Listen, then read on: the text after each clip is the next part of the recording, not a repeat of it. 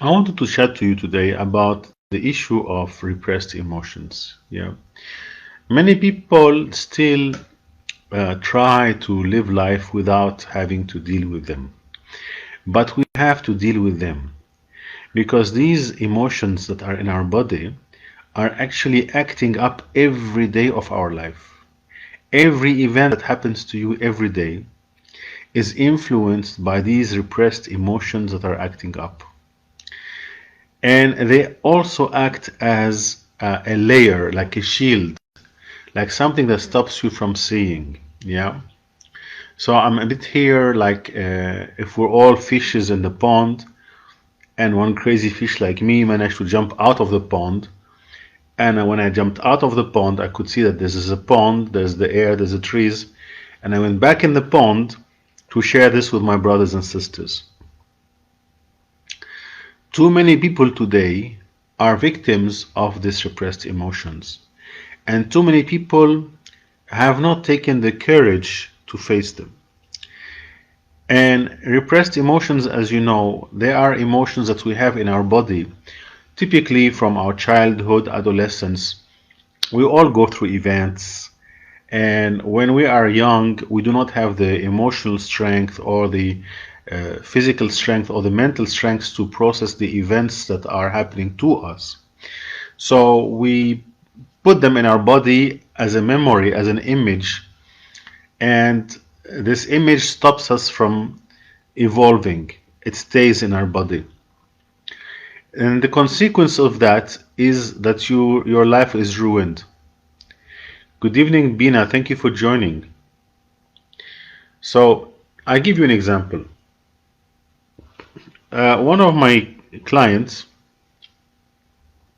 5 years ago came to me and we worked together and we discovered that she had suffered some abuse in childhood. So I said, okay, let's work on these emotions, get it out, because if you do not do that, it will materialize in disease. And I was speaking to this person a few weeks ago, and I had not spoken to the person for some time. And I was shocked to know that the person had the womb removed. Yeah. So there was a big inflammation in the womb because of this repressed emotion that this person did not want to face. And eventually the organ got sick and they remove it. This is how Western medicine functions. Okay, they remove things from you. But if you go to your car and you remove the smallest piece, then your car will not work. Another example, somebody close to me in my family was a very angry person, very bitter. And in Arabic, the gallbladder is called marara, house of bitterness. And in Chinese medicine, it is also known to be the place where bitterness of the person is. So eventually this person is so bitter that eventually this organ gets sick and we have to remove the organ. How many more like that? How many more?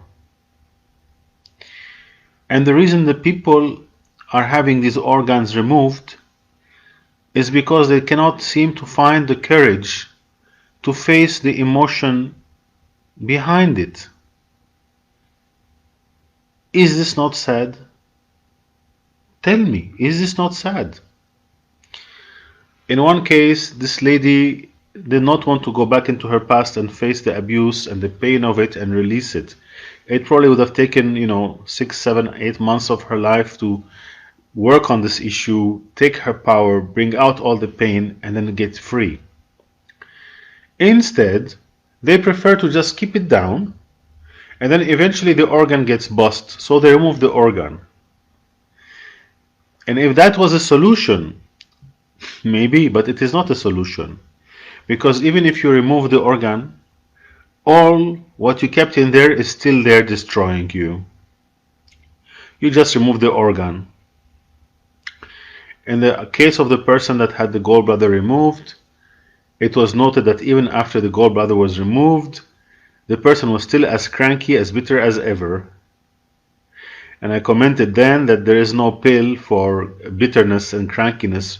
This bitterness has to be worked on. There are emotions that are inside that need to go outside. So, a couple of few things happened like that in the last week. So I thought, let's share about this weekend, shall we? Why can we not find the courage to face our emotions? It is our life. It is in our hands that we will not go and destroy our organs.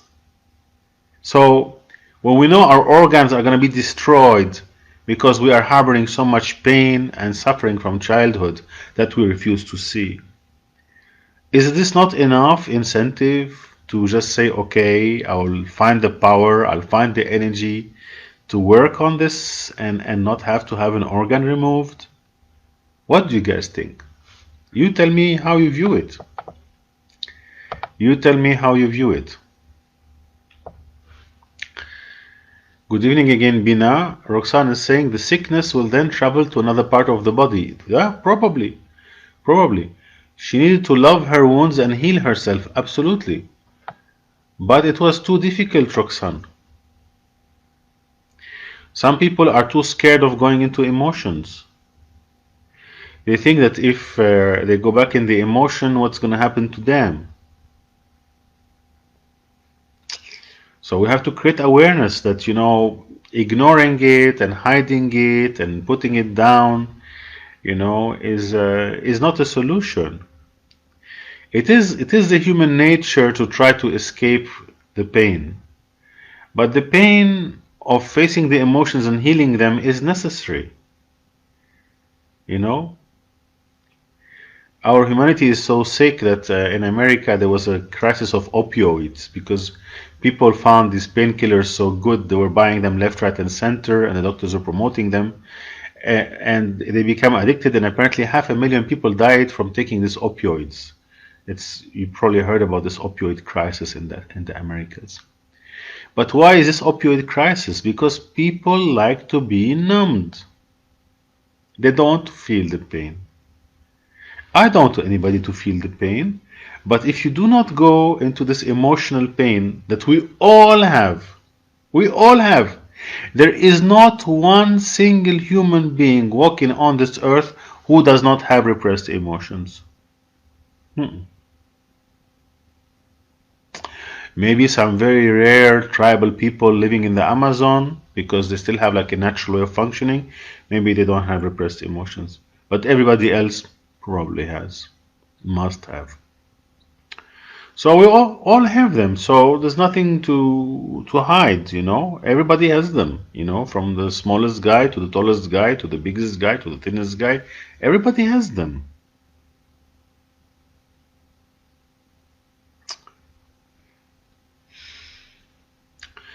When people have to go and heal this damage, they have to go to childhood events. And these childhood events, they are painful. So many people prefer to keep it in rather than take it out. But as you keep it in, it destroys you. It always ends up destroying you. Repressed emotions kept inside always end up destroying the body. So why don't we take our courage and face them? For those of you who read the book, Awakening the Healer Within, the book that I wrote, in chapter 6, I talk about healing the emotions. I probably have the book here. Sorry. That's why I wrote this book, so that people can read and see for themselves and start working on themselves. I enjoyed writing the book. It was very difficult because I talk about my own experience, but I enjoyed it because I knew I'm sharing the information. And in chapter 6, you can see in page 59 a little story about emotions, and 63, accepting emotional hurt. People have such egos and such fear, they don't want to have the hurt of the past. But we need to jump into these murky waters to heal. If we don't do that, it ends up in disease, and then we're going to have some organ removed, which will, by the way, shorten our lives, yeah? I suppose a human with one organ missing will live less of a good quality or long life than one that does not have the organ missing. Common sense. Catherine is saying you have to feel it to heal it. Yeah, but they refuse to feel it. And even when I spoke with people who had some awareness that, their trauma from their childhood will damage their organ and they had the organ removed, and I was talking to them about it after they had the organ removed. I said, you're adults, you do what you do. And they're like, yeah, and actually my childhood was not so bad. So they start going into denial. So now that the organ has been removed, also they're going to remove the memory. The problem is that they're going to be mentally okay, but emotionally destroyed. I had so many customers who came to me, and when I started speaking about the emotional work, the emotional healing, and so on, they ran away because they were like, oh my God, I don't want to go in my past. So they go to other healers for a year or two, people who tell them, no, it's all very easy. They have magic pill for them, and everything is honky dory, and everything is love and light. Everything is love and light, but love and light is not the blue pill, is not a drug, I have my love and light here, and I hope that you all have it, because this light unites us all in the truth, And as you know, the truth will make you free. The truth, your truth, yeah? So if you're lying to yourself that you do not have events in childhood and that you are healed and you're all hunky dory, you will run into disease. I have another person, they're living in a relationship when there's no love. But they're living in a relationship as of convenience. But the soul of the person demands love. So if you're a man or woman and you're living in a relationship where you know it's not right for you, but you continue living there, something in your body will start to fail. But it's too scary to face that you are actually in the wrong relationship and take your power and walk away. So they prefer to shut it up. Only your body will not shut it up. Your body will go sick. And then when your body will go sick, you're going to say, oh, why is my body sick? And you're going to pretend you have no idea why your body is sick. Let's find the courage. Let's find the courage. If you don't find the courage, you're going to have all kinds of stories. Veronica is saying in AA, you have to admit that you have a problem before you can heal it. Many people don't want to admit that they have an emotional problem because social conditioning regards it as a weakness. You are so right, Veronica. You are 100% right. I remember one time in Ireland, I had a customer who was a businessman in his 60s. And I explained to him the method and how we let the emotions to come out and so on. And some of you know what he said to me. He said, I don't do emotions. If like emotion was something bad or weak or a drug or something, I don't do emotions. Wow. It was like if there are people who have emotions and people who don't have emotions. No, we all have emotions and we all do emotions, and emotions destroy us. And behind every tough cookie appearing woman, there is a wounded little girl. And every tough cookie appearing man, there's a wounded little child. You can get to the little child or the little girl, you can heal. You cannot get, there's no healing. There's no real healing, So when I started working with people and I explained to them the methodology, and this is why I always ask you guys to read this, remember this. It's in English, I hope to have it translated to French at some stage. Are you ready to work on yourself?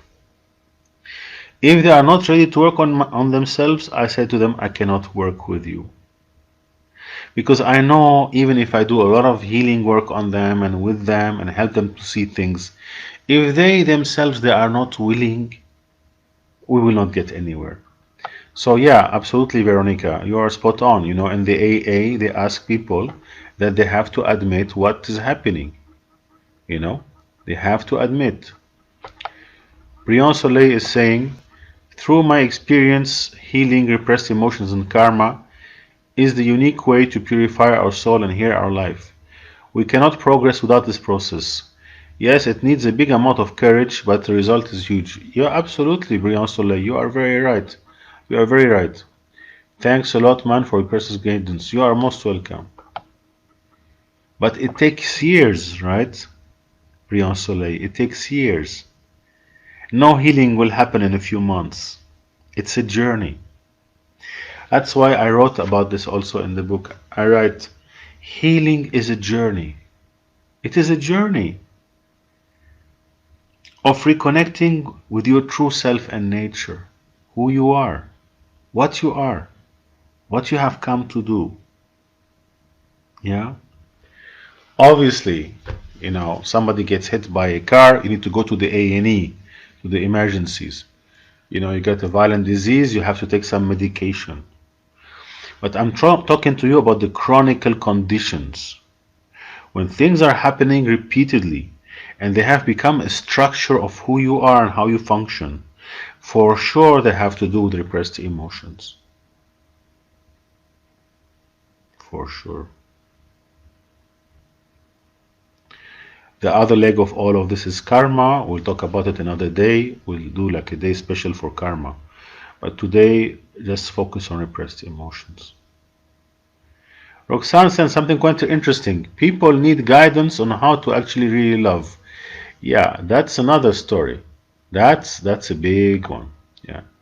The story of what is love and how you love yourself and how you love your being and how you love your existence and how you love the story of your life and how you love others, that's a very, very big subject. But it's the essence.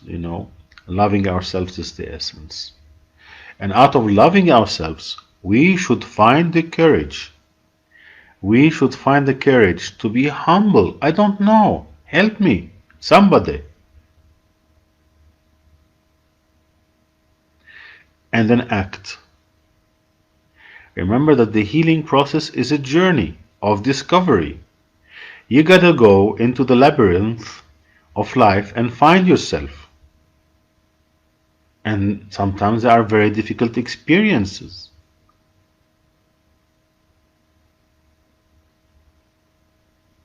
And we have to go through them. You have lots of people who are in complete denial. Anytime you call them, oh, I'm great, I'm honky dory, I'm fantastic, I'm whatever, which is really good. But it's coming from a mental space. It's not coming from a heart space. They're not connecting with you, they're just giving you a facade. So, now, you beautiful spiritual people, we will go to the second part of why these repressed emotions are important.